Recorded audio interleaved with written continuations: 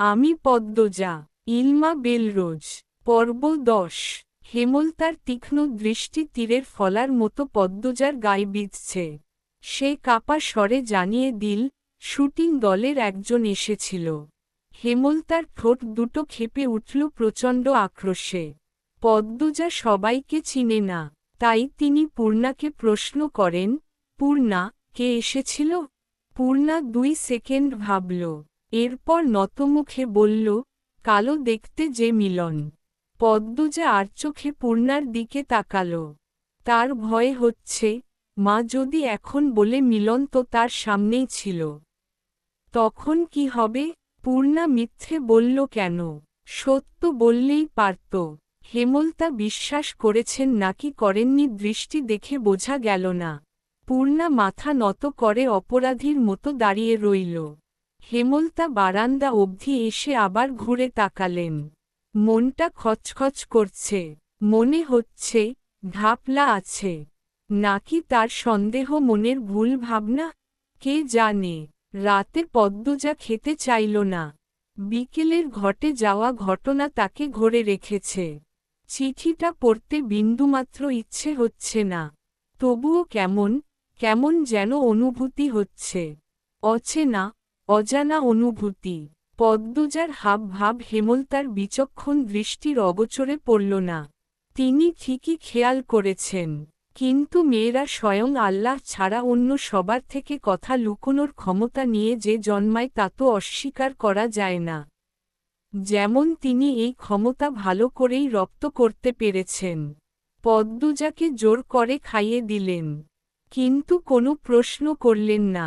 রাতের মধ্যভাগে মোর্শেদ হেমলতাকে জড়িয়ে ধরতে চাইলে হেমলতা এক ঝটকায় সরিয়ে দিলেন। চাপা স্বরে ক্রোধ নিয়ে বললেন, তোমার বাসন্তীর কি হয়েছে? সে কি তোমাকে ত্যাগ করেছে?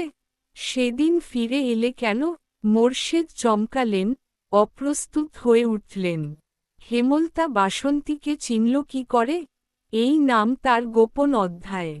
অবশ্য হেমলতা মতো মহিলা না জানলেই বোধ হয় বেমানান লাগত। মোর্শেদ বিব্রত কণ্ঠে বললেন, হে আমারে কি ত্যাগ করব? আমি হেরে ছাইরা দিছি। হেমলতা বাঁকা হাসলেন। অন্ধকারে তা নজরে এলো না মোর্শেদের। 20 বছরের সংসার এমন আচমকা ভেঙ্গে গেল যে।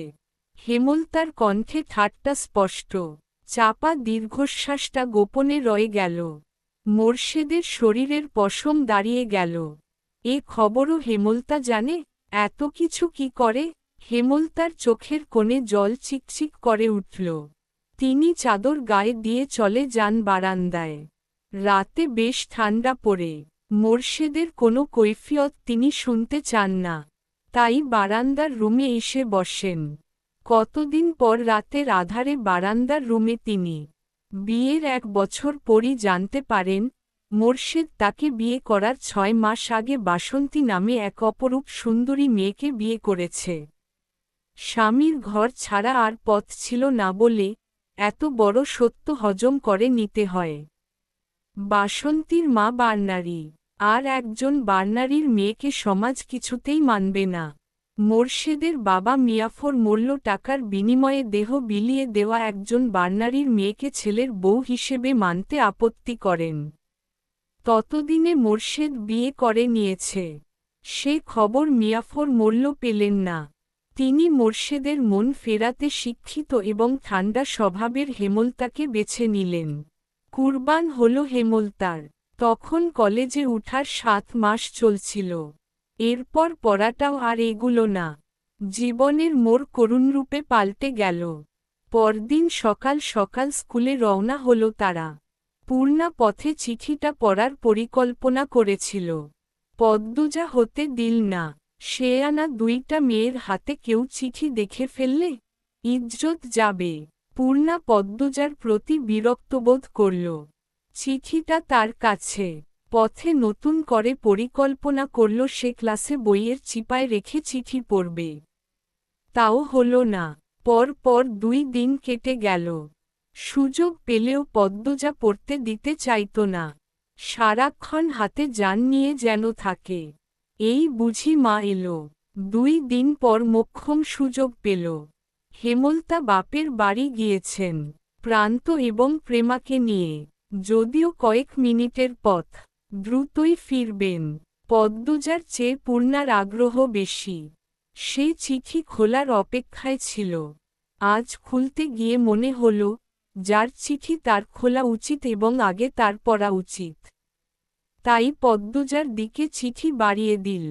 পদ্মজা চিঠি খুলতে দেরি করছিল বলে পূর্ণা তাড়া দিল, এই আপা, খোল না। লজ্জা পাচ্ছ কেন? চিঠি এটা। কারো গায়ের কাপড় খুলতে বলছি না। পদ্মজা চমকে তাকালো, যেন পূর্ণা কাউকে খুন করার কথা বলেছে। পদ্মজা বলল, কিসব কথা পূর্ণা? আচ্ছা, মাফ চাই, আর বলবো না। একক উদ্ধৃতি চিহ্ন। পদ্মজা ভাঁজ করা সাদা কাগজটা মেলে ধরল চোখের সামনে। প্রথমেই বড় করে লেখা, প্রিয় পদ্ম ফুল। পূর্ণা পাশে এসে বসল। দুজনের মনোযোগ চিঠিতে। প্রিয় পদ্ম ফুল, আমি ভেবে উঠতে পারছি না কিভাবে কি বলবো। আজ চলে যাব ভাবতেই বুকে তোলপাড় চলছে। তার কারণ তুমি। যেদিন তোমাকে প্রথম দেখি, থমকে গিয়েছিল নিঃশ্বাস, কণ্ঠনালী। এতটুকুও মিথ্যে বলিনি। সেদিন শুটিংয়ে সংলাপ বলতে গিয়ে ভুল করেছি বারবার। না চাইতেও বারবার চোখ ছুটে যাচ্ছিল লাহারি ঘরের দিকে। বুকে থাকা হৃৎপিণ্ডটায় শিরশিরে অনুভূতি শুরু হয় সেই প্রথম দেখা থেকেই। প্রতিটা ক্ষণ গুনেছি তোমাকে দ্বিতীয়বার দেখার আশায়। দ্বিতীয়বার দেখা পাই যখন বেগুন নিতে আসো। সেদিন কথা বলার লোভ সামলাতে পারিনি। টমেটোর অজুহাতে শ্রবণ করি পদ্ম ফুলের কণ্ঠ। মনে হচ্ছিল, এমন রিনরিনে গলার স্বর আর শুনিনি। রাতের ঘুম আড়ি করে বসে। তোমায় প্রতিনিয়ত দেখার একমাত্র পন্থা তোমার স্কুল। সবার অগোচরে কতবার তোমার পিছু নিয়েছি। তুমি বোকা, ধরতে পারোনি একবারও। সুন্দরীরা বোকা হয় আবার প্রমাণ হল। এই রাগ করবে না, বোকা বলেছি বলে। জানতে পারি, তোমার মায়ের ইচ্ছে তুমি অনেক পড়বে। অনেক উঁচু বংশ থেকে বিয়ের প্রস্তাব এসেছে। তাও তিনি ফিরিয়ে দিয়েছেন। সেখানে আমি অতি সামান্য। তবুও সাহস করে তোমার বাবার কাছে বিয়ের প্রস্তাব দেই। পদ্ম ফুলটাকে যে আমার চাই। তিনি রাজি হননি। নায়কের সাথে আত্মীয়তা করবেন না। আর বললেন, তোমার অনেক পড়া বাকি। তোমার মা কিছুতেই রাজি হবেন না। আহত মনে 2 পা পিছিয়ে আসি। ভেবেছি, তোমার কলেজ পড়া শেষ হলে পরিবার নিয়ে বিয়ের প্রস্তাব নিয়ে আসব।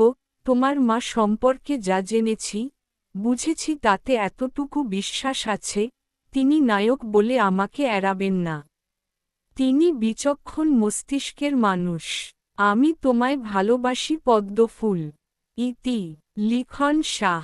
পদ্মজার মিশ্র অনুভূতি হচ্ছে। পূর্ণা হাসছে। ভ্রু উঁচিয়ে পদ্মজাকে বলল, আপারে, লিখন ভাইয়ার সাথে তোমাকে যা মানাবে। কি সুন্দর করে লিখেছে। পদ্মজা লজ্জায় চোখ তুলতে পারছে না। পূর্ণা বলল, একদম বিয়ের প্রস্তাব দিয়ে দিয়েছে আল্লাহ। আপা তুমি কিন্তু বিয়ে করলে লিখন ভাইয়াকেই করবে। আর কিছু বলিস না। পদ্মজা মিনমিনে গলায় বলল। পূর্ণা শুনল না। সে অনবরত কথা বলে যাচ্ছে, আমার ভাবতেই কি যে খুশি লাগছে আপা। নায়ক লিখন শাহ আমার বোনের প্রেমে হাবুডুবু খাচ্ছে। একদিন বিয়ে হবে। চুপ করো না। এই আপা, লিখন ভাইয়াকে ফেরত চিঠি দিবে না? পদ্মজা চোখ বড় করে তাকালো। অবাক স্বরে বলল, কিভাবে? ঠিকানা কই পাব? আর আম্মা জানলে?